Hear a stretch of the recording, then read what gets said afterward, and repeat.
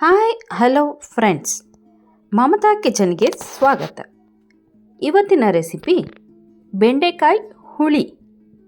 ಇದಕ್ಕೆ ಬೇಕಾಗಿರುವ ಸಾಮಗ್ರಿಗಳು: ಒಂದು 100 ಗ್ರಾಮ್ಸ್ ಅಷ್ಟು ಬೆಂಡೆಕಾಯಿನ ತೊಳೆದು ಒರೆಸಿ ಈ ರೀತಿ ಸಣ್ಣದಾಗಿ ಕಟ್ ಮಾಡಿ ಇಟ್ಕೊಂಡಿದ್ದೀನಿ. ನೋಡಿ, ಈ ಥರ ಕಟ್ ಮಾಡಿ ಇಟ್ಕೋಬೇಕು. ಎಣ್ಣೆ, ಉಪ್ಪು, ಸಾಂಬಾರು ಪುಡಿ, ಜೀರಿಗೆ, ಸಾಸಿವೆ, ಒಣಗಿದ ಮೆಣಸಿನ್ಕಾಯಿ ಮತ್ತು ಒಂದು ಅರ್ಧ ಈರುಳ್ಳಿ ಕಟ್ ಮಾಡಿ ಇಟ್ಕೊಂಡಿದ್ದೀನಿ. ಒಂದು ಸ್ವಲ್ಪ ಅರ್ಧ ತೆಂಗಿನಕಾಯಲ್ಲಿ ಒಂದು ಸ್ವಲ್ಪ ಕಡಿಮೆ ಅಷ್ಟು ತೆಂಗಿನಕಾಯಿನ ಕಟ್ ಮಾಡಿ ಇಟ್ಕೊಂಡಿದ್ದೀನಿ. ಒಂದು ಟೊಮೆಟೊ, ಕರಿಬೇವು ಸೊಪ್ಪು, ಕೊತ್ತಂಬರಿ ಸೊಪ್ಪು, ಈರುಳ್ಳಿ. ಮೊದಲಿಗೆ ಮಸಾಲೆ ರೆಡಿ ಮಾಡ್ಕೊಳ್ಳೋಣ. ಅದಕ್ಕೆ ಫಸ್ಟಿಗೆ ನಾವೇನು ಕೊಬ್ಬರಿ ಕಟ್ ಮಾಡಿ ಇಟ್ಕೊಂಡಿದ್ವಲ್ಲ ಅದನ್ನು ಮಿಕ್ಸರ್ ಜಾರಿಗೆ ಸೇರಿಸ್ಕೋತಾ ಇದ್ದೀನಿ. ಇದನ್ನು ಮೊದಲಿಗೆ ಪೇಸ್ಟ್ ಮಾಡ್ಕೊಂಬರೋಣಂತೆ. ಈ ರೀತಿ ಪೇಸ್ಟ್ ಆಗಬೇಕು. ಈಗ ಲಾಸ್ಟಿಗೆ ಈರುಳ್ಳಿನ ಅರ್ಧ ಇಟ್ಕೊಂಡಿದ್ವಲ್ಲ ಅದನ್ನು ಇದಕ್ಕೆ ಸೇರಿಸ್ಕೊಂಡು ಪಲ್ಸ್ ಮೋಡಲ್ಲಿ ಒಂದ್ಸಲ ತಿರ್ಸ್ಕೊಂಬರ್ತೀನಿ. ಈ ರೀತಿ ಆಗಬೇಕು ನೋಡಿ, ತುಂಬ ಪೇಸ್ಟು ಆಗಬಾರ್ದದು. ಈಗ ಮೊದಲಿಗೆ ಗ್ಯಾಸ್ ಆನ್ ಮಾಡಿ ಒಂದು ಬಾಣಲಿ ಇಟ್ಕೊಂಡಿದ್ದೀನಿ. ಅದಕ್ಕೆ ಬೆಂಡೆಕಾಯಿನ ಹಾಕ್ಕೊಳ್ತಾ ಇದ್ದೀನಿ. ಅದನ್ನು ಸ್ವಲ್ಪ ಹಾಗೆ ಫ್ರೈ ಮಾಡ್ಕೋಬೇಕು. ಒಂದು 2 ನಿಮಿಷ ಫ್ರೈ ಹಾಗೆ ಮಾಡ್ಕೊಳ್ಳೋಣ. ಲೋಳೆ ಹೋಗಬೇಕಲ್ಲ, ಹಾಗಾಗಿ ಹಾಗೆ ಒಂದು 2 ನಿಮಿಷ ಫ್ರೈ ಮಾಡಿಕೊಂಡು ಅದಕ್ಕೆ 1 ಟೀ ಸ್ಪೂನಷ್ಟು ಎಣ್ಣೆ ಹಾಕ್ಕೊಳ್ತಾ ಇದ್ದೀನಿ. ಈಗ ಅದನ್ನು ಚೆನ್ನಾಗಿ ಫ್ರೈ ಮಾಡ್ಕೋಬೇಕು. ಬೆಂಡೆಕಾಯಿ ಮೇಲೆ ಒಂದು ಸ್ವಲ್ಪ ಕಪ್ಪು ಕಪ್ಪುದಾಗಿ ಬರಬೇಕು. ಲೋಳೆ ಎಲ್ಲ ಹೋಗಬೇಕಲ್ಲ, ಹಾಗಾಗಿ ಲೋ ಫ್ಲೇಮಲ್ಲಿ ಇಟ್ಕೊಂಡು ಸ್ವಲ್ಪ ಫ್ರೈ ಮಾಡ್ಕೊತೀನಿ. ಲೋಳೆ ಬೇಗ ಹೋಗಲಿ ಅಂಥೇಳಿ 1-2 ಹನಿ ನಿಂಬೆಹಣ್ಣು ಹಾಕ್ಕೋತಾ ಇದ್ದೀನಿ. ಅದು ಹಾಕೋದ್ರಿಂದ ಲೋಳೆ ಬೇಗ ಕಡಿಮೆ ಆಗುತ್ತೆ. ಹಾಗಾಗಿ ನೋಡಿ, ಈ ರೀತಿ ಸ್ವಲ್ಪ ಚೆನ್ನಾಗಿ ಫ್ರೈ ಮಾಡ್ಕೋಬೇಕು. ಈಗ ಅದನ್ನು ಒಂದು ಪ್ಲೇಟಿಗೆ ತೆಗೆದಿಟ್ಕೊಳ್ತಾ ಇದ್ದೀನಿ. ಅದೇ ಬಾಣಲಿಗೆ 2 ಟೇಬಲ್ ಸ್ಪೂನಷ್ಟು ಎಣ್ಣೆ ಹಾಕ್ಕೊಳ್ತಾ ಇದ್ದೀನಿ. ಎಣ್ಣೆ ಕಾದ ನಂತರ ಸ್ವಲ್ಪ ಸಾಸಿವೆ ಮತ್ತು ಜೀರಿಗೆ ಎರಡನ್ನೂ ಹಾಕ್ಕೊಂಡು ಚಟಪಟ ಅನ್ಸ್ಕೊಂಡು ಜೊತೆಗೆ ಕರಿಬೇವು ಸೊಪ್ಪನ್ನು ಹಾಕ್ಕೋತೀನಿ. 2 ಒಣಗಿದ ಮೆಣಸಿನ್ಕಾಯಿನೂ ಹಾಕ್ಕೊಂಡಿದ್ದೀನಿ ಈಗಲೇ ಅದ್ರ ಜೊತೆಗೇ. ಈಗ ಈರುಳ್ಳಿನೂ ಸೇರಿಸ್ಕೋತೀನಿ. ಈರುಳ್ಳಿನೂ ಸ್ವಲ್ಪ ಹೊತ್ತು ಹಾಗೆ ಫ್ರೈ ಮಾಡ್ಕೋಬೇಕು. ಅದು ಸ್ವಲ್ಪ ಸಾಫ್ಟ್ ಆದಮೇಲೆ, ಒಂಚೂರು ಸಾಫ್ಟ್ ಆಗಿದೆ ಅಂತ ಗೊತ್ತಾದಮೇಲೆ ಟೊಮೆಟೊನು ಈಗಲೇ ಸೇರಿಸ್ಕೋತಾ ಇದ್ದೀನಿ.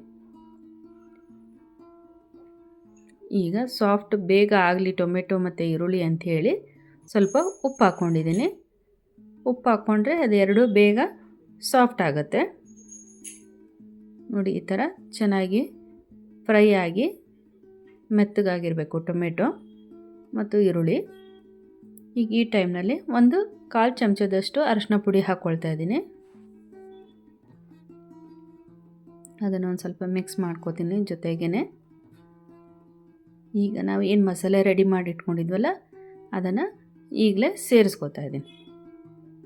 ಅದು ಈ ಈರುಳ್ಳಿ ಟೊಮೆಟೊ ಇದ್ರ ಜೊತೆಗೇ ಚೆನ್ನಾಗಿ ಒಂದು ಸ್ವಲ್ಪ ಹೊತ್ತು ಫ್ರೈ ಆಗಬೇಕದು. ನೋಡಿ, ಇವಾಗ ಚೆನ್ನಾಗಿ ಅದು ಮಿಕ್ಸ್ ಆಗಬೇಕು. 2 ನಿಮಿಷ ಹಾಗೆ ಬಿಟ್ಟು ಈಗ ಸಾಂಬಾರು ಪುಡಿನ ಹಾಕ್ಕೊಳ್ತಾ ಇದ್ದೀನಿ. 2 ಟೇಬಲ್ ಸ್ಪೂನಷ್ಟು ಸಾಂಬಾರು ಪುಡಿ. ಅದನ್ನೇ ಇದಕ್ಕೆ ಸೇರಿಸ್ಕೊಂಡು ಚೆನ್ನಾಗಿ ಮಿಕ್ಸ್ ಮಾಡ್ಕೋಬೇಕು. ಮಸಾಲೆ ಜೊತೆಗೆ ಚೆನ್ನಾಗಿ ಸಾಂಬಾರು ಪುಡಿ ಬೆರೆಯೋ ಹಾಗೆ ಮಿಕ್ಸ್ ಮಾಡ್ಕೊಳ್ಳೋಣಂತೆ. ಈ ಥರ ಚೆನ್ನಾಗಿ ಮಿಕ್ಸ್ ಆಗಬೇಕು. ಈಗ ನೋಡಿ, ಎಲ್ಲ ಮಿಕ್ಸ್ ಆಗಿದೆ. ಈಗ ಆಯಿಲ್ ಸಪ್ರೇಟಾಗಿ ಕಾಣಿಸ್ತಾ ಇದೆ ನೋಡಿ. ಹೌದು, ಈ ಟೈಪ್ ಚೆನ್ನಾಗಿ ಆಯಿಲ್ ಸಪ್ರೇಟ್ ಆಗೋವರೆಗೂ ಬಿಟ್ಟು ಲೋ ಫ್ಲೇಮಲ್ಲಿ ಇಟ್ಕೊಂಡು ಈ ಥರ ಮಾಡಬೇಕು. ಈಗ ಅದಕ್ಕೆ ಒಂದು ಸ್ವಲ್ಪ ನೀರು ಹಾಕೋತಾ ಇದ್ದೀನಿ. ಅದೇ ಜಾರ ಏನು ಮಿಕ್ಸಿಯಲ್ಲಿ ಮಸಾಲೆ ರುಬ್ಬಿಟ್ಕೊಂಡಿದ್ನಲ್ಲ ಅದನ್ನೇ ಸ್ವಲ್ಪ ತೊಳೆದು ನೀರು ಹಾಕ್ಕೊಳ್ತಾ ಇದ್ದೀನಿ. ಇದು ತುಂಬ ಗಟ್ಟಿನೂ ಇರಬಾರ್ದು, ತುಂಬ ತೆಳ್ಳಗೂ ಇರಬಾರ್ದು ಹುಳಿ ಇದು. ಹಾಗಾಗಿ ಮೀಡಿಯಮಾಗಿ ಇರಬೇಕು. ನಾವು ಅದು ಕನ್ಸಿಸ್ಟೆನ್ಸಿ ನೋಡಿಕೊಂಡು ನೀರು ಹಾಕ್ಕೋಬೋದು. ಈಗ ರುಚಿಗೆ ತಕ್ಕಷ್ಟು ಉಪ್ಪು ಹಾಕ್ಕೊಂಡಿದ್ದೀನಿ. ಈಗ ಒಂದು ಲಿಡ್ ಕ್ಲೋಸ್ ಮಾಡಿ ಒಂದು 5 ನಿಮಿಷ ಅದನ್ನು ಕುದಿಯೋದಕ್ಕೆ ಬಿಡ್ತೀನಿ. ಈ ರೀತಿ ಕುದಿಬೇಕು ನೋಡಿ. ಹುಳಿ ಎಲ್ಲ ಚೆನ್ನಾಗಿ ಕುದ್ದಿರಬೇಕು. ಈ ಥರ ಬಾಯ್ಲ್ ಆಗ್ತಾ ಇರ್ಬೇಕಾದ್ರೆ ನಾವು ಏನು ಬೆಂಡೆಕಾಯಿ ಹುರಿದಿಟ್ಕೊಂಡಿದ್ವಲ್ಲ ಅದನ್ನು ಇದ್ರ ಜೊತೆ ಸೇರಿಸ್ಕೊಂಡು ಇದನ್ನು ಒಂದು 5 ನಿಮಿಷ ಕುದಿಯೋದಕ್ಕೆ ಬಿಡ್ತೀನಿ.